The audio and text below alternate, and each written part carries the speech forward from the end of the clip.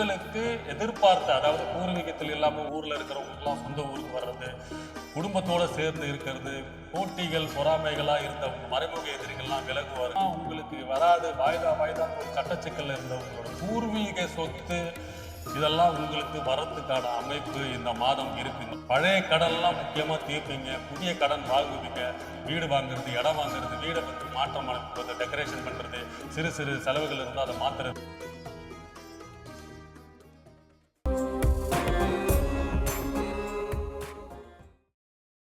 ஓம் நமச்சிவாய. அன்பு நேயர்களே அனைவருக்கும் வணக்கம். நாம் மே மாத ராசி பலன், அதாவது இந்த மாதத்தில் மே மாதத்தில் இந்த கிரக அமைப்புகள், ஏன்னா சனி பகவானோட செவ்வாய் இருந்து, சனி பகவானோட செவ்வாய் சேர்ந்து இவ்வளவு பிரச்சனைக்கு காரணம். அனைத்து ராசிகளுக்குமே ஒரு துன்ப நிலை, ஒரு கஷ்டம், வாகன விபத்துகள், சண்டை, குடும்பத்தில் பிரச்சனை, நிறைய தடைகள், சச்சரவுகள், தொந்தரவுகள்லாம் இருந்ததெல்லாம் இந்த மே மாதத்தில் இந்த கிரக இணைவுகள் இந்த இடத்துல இருக்க போறாங்க. ஏன்னா மாத கிரகம் சொல்லக்கூடிய செவ்வாய் பகவான் அவரோட சொந்த வீட்டுக்கு, சனி வீட்டுல இருந்து இவ்வளவு சங்கடங்கள் கொடுத்துட்டு வந்த எல்லா ராசிகளுக்குமே ஒரு சச்சரவு, குடும்பத்துல பிரச்சனை, தொழில பிரச்சனை, குடும்பத்துல பிரச்சனை, பள்ளி மாணவர்கள் படிக்கும் அப்பா அம்மா, அதாவது பையனுக்கும் அப்பாவுக்கும் சண்டை, இந்த மாதிரி அனைத்து பிரச்சனைகளும் கொடுத்து வந்த அனைத்து ராசிக்காரர்களுக்கும் ஒரு விடிவு காலமாக செவ்வாய் சனீஸ்வரனிலிருந்து பிரிந்து அவரோட சொந்த ராசியான மேஷ ராசியில், அதாவது அவரோட சொந்த வீடு, அவரு மூல திரிகோணம் பெறக்கூடிய வீடு மேஷ ராசியில் சூரியனோட ஆட்சி பெற்று பலம் பொருந்து ஸ்ட்ராங்கான பொசிஷனுக்கு வராரு செவ்வாய். சரிங்களா? அடுத்தது பாத்தீங்கன்னா சூரியனும் 15ஆம் தேதி வரைக்கும் அங்கதான் இருக்க போறாரு. அதுக்கப்புறம் அவரு 2ஆம் வீட்டுக்கு, ரிஷப வீட்டுக்கு 15ஆம் தேதி போல மாறிடுவாரு. சுக்கிர பகவான் 3ஆம் வீட்டுக்கு, அதாவது காலபுருஷ தத்துவப்படி மிதுன வீட்டுக்கு மாறிடுவாங்க 15ஆம் தேதி. புதன் பகவான் மேஷ ராசியில தான் இருப்பாரு. அதுக்கப்புறம் ரிஷப ராசியில ஒரு 20ஆம் தேதிக்கு அப்புறம் மாறுறாரு. ஸோ இந்த 4 கிரகமே பாத்தீங்கன்னா செவ்வாய், புதன், சூரியன், சுக்கிரன், இவங்க எல்லாருமே பாத்தீங்கன்னா இந்த மே மாதத்தில் மேஷம் டு மிதுனம் இந்த டிரான்சிட்ல தான் இருக்க போறாங்க. அதாவது இந்த மே மாதத்தில் அசுரகுரு எனப்படும் சுக்கிரன், தேவகுரு எனப்படும் குரு பகவான் 2 பேரும் இணைகிறார்கள். அவரோட, அதாவது மிதுன ராசியில் சுக்கிரனும் குருவும் இணைந்து மே மாதம் யாருக்கெல்லாம் மாற்றங்கள், முன்னேற்றங்கள், ஜாக்பாட்டு, தொழில் வளர்ச்சி, புதிய வரவு, புதிய தொழில், கல்யாணம், புதிய பிசினஸ், முக்கியமா படிப்பு. ஏன்னா அசுரகுரு தேவகுரு இணைவு மிதுன ராசியில் புதன் வீட்டில் ஆட்சி பெற்ற நிலைமையில், அதாவது புதன் வீட்டில் ஒன்று சேர்ந்து இருக்கும் பட்சத்தில் இவங்களுக்கு என்னன்னா இது பரிவர்த்தனையும் பண்றாங்க. அதாவது புதனும் சுக்கிரனும் பரிவர்த்தனை பெற்று ஆட்சி பெற்ற நிலைமையில் இருப்பாங்க. சோ இந்த கிரக நிலைமை அடிப்படையில் ஒவ்வொரு ராசிக்கும் இந்த மே மாதம் என்னென்ன மாற்றங்கள், பலன்கள், ஜாக்பாட், ஒரு அதிர்ஷ்டம், சக்சஸ் என்றதை பார்ப்போம்.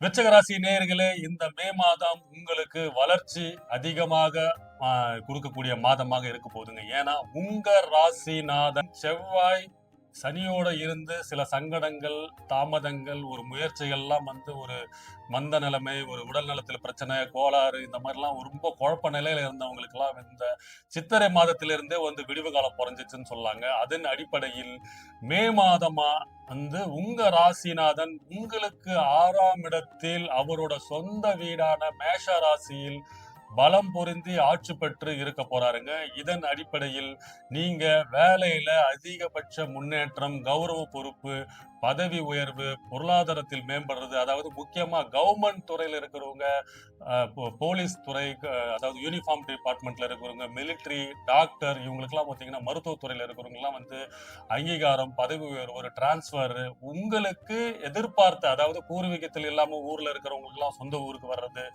குடும்பத்தோட சேர்ந்து இருக்கிறது, போட்டிகள் பொறாமைகளா இருந்த உங்க மறைமுக எதிரிகள்லாம் விலகுவார்கள். முக்கியமா உடல் நலத்தில் பிரச்சனை, ஆரோக்கியத்தில் பிரச்சனை, மருத்துவ செலவுகள்லாம் மேம்படுத்தி மருத்துவ செலவுகள்லாம் பண்ணிட்டு இருந்த விருச்சிக ராசிக்கு இந்த மே மாதம், சித்திரை மாதத்திலே உங்களுக்கு விடிவு காலம் பிறந்துருச்சு. ஆனா இந்த மே மாதத்தில் அதை நீங்க கண்கூட பாப்பீங்க.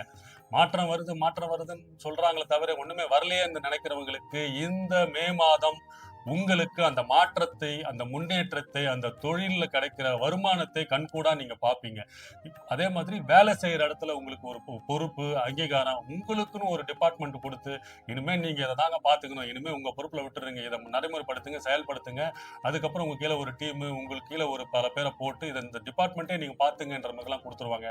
முக்கியமா அரசியல் இருக்கிறவங்க, ரியல் எஸ்டேட் இருக்கிறவங்க எல்லாம் இப்ப எலெக்ஷன்லாம் நடக்குது, உங்களுக்குன்னு ஒரு கௌரவ பொறுப்பு, அந்தஸ்து, ஒரு பதவி கொடுத்து, இந்த தொகுதியை நீங்க பாத்துங்க, இந்த வார்டை நீங்க பாத்துங்க, இந்த செக்மெண்ட்டை நீங்க பாத்துங்கன்னு சொல்லிட்டு உங்களுக்கு இப்ப உங்க பேச்சுக்கு, உங்க வாக்குக்கு பலன் கொடுக்கக்கூடிய மாதமாக இருக்கும். அது மட்டும் இல்லாமல் உங்களுக்கு 2ஆம் இடத்து அதிபதியான குரு பகவான், குரு அசுர குரு எனக்கூடிய சுக்கிரனும், தேவகுரு எனக்கூடிய குரு பகவானும் 8ஆம் இடத்தில் ஆட்சி பெற்று பலம் பொருந்தி இருக்கிறாங்க. சரிங்களா? அதாவது உங்களுக்கு 12ஆம் அதிபதி சுக்கிரன், 7க்கு அதிபதி சுக்கிரன், உங்களுக்கு 8ஆம் இடத்தில் திடீர் அதிர்ஷ்டம், திடீர் பணவரவு, உங்களுக்கு கிடைக்க வேண்டிய அனைத்து சகல வசதிகளும் கொடுக்கக்கூடிய இடம் 8ஆம் இடம். அதாவது நீங்க எதிர்பாராத அனைத்து சந்தோஷத்துகளையும் கொடுக்க இடம் 8ஆம் இடம். அந்த இடத்துல 2 முழு சுபர்கள், அதாவது சுக்கிரனும் குருவும் 2 முழு சுபர் கிரகங்கள் 8ஆம் இடத்தில் பலம் பொருந்தி ஆட்சி பெற்று இருக்கும் பட்சத்தில், அதாவது புதனும் சுக்கிரனும் பரிவர்த்தனை வேற இதுல, அதனால நினைத்த காரியம், நினைத்த செயல்கள், எதிர்பாராத அதிர்ஷ்டம், திடீர் பணவரவு, அதாவது உயில் மூலியமா சொத்து வர்றது, நீங்க எதிர்பாராம நிறைய ஒரு 15 வருஷம் 20 வருஷம் ஒரு லீகல் கேஸ்ல இருந்து, சட்ட சிக்கல்ல இருந்து உங்க சொத்து வராதுன்னு நினைச்சிருப்பீங்க பாத்தீங்களா, ஒரு வாக்குவாதத்திலேயே இருக்கும், எதிர் ஆப்போசிட் பார்ட்டிக்கு போயிடும்ன்ற மாதிரிலாம் இருந்தது பாத்தீங்களா, அதெல்லாம் சாதகமா அமைந்து உங்க சொத்து, அதாவது 15-20 வருஷமா உங்களுக்கு வராது, வாய்தான்னு ஒரு சட்ட சிக்கல்ல இருந்த உங்களோட பூர்வீக சொத்து, இதெல்லாம் உங்களுக்கு வரத்துக்கான அமைப்பு இந்த மாதம் இருக்குங்க. அது மட்டும் இல்லாமல் குரு பகவான் உங்களுக்கு 2க்கு அதிபதி குரு பகவான் ஜூன் மாசம் உச்சம் பெற்று பெயர்ச்சி அடையும் பட்சத்தில், அதுக்கு அடித்தளமாக இந்த மாதத்தில் அனைத்து சகல வசதிகள், அதாவது திருமணம் அமைப்பு,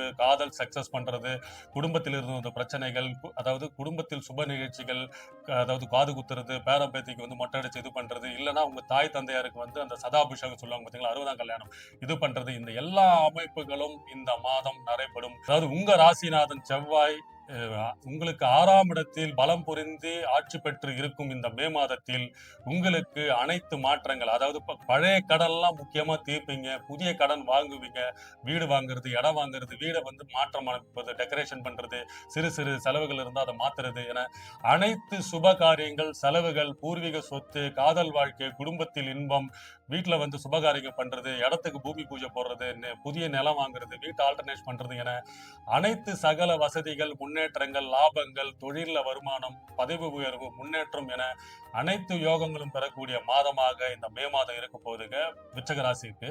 வாழ்க வளமுடன். வணக்கம்.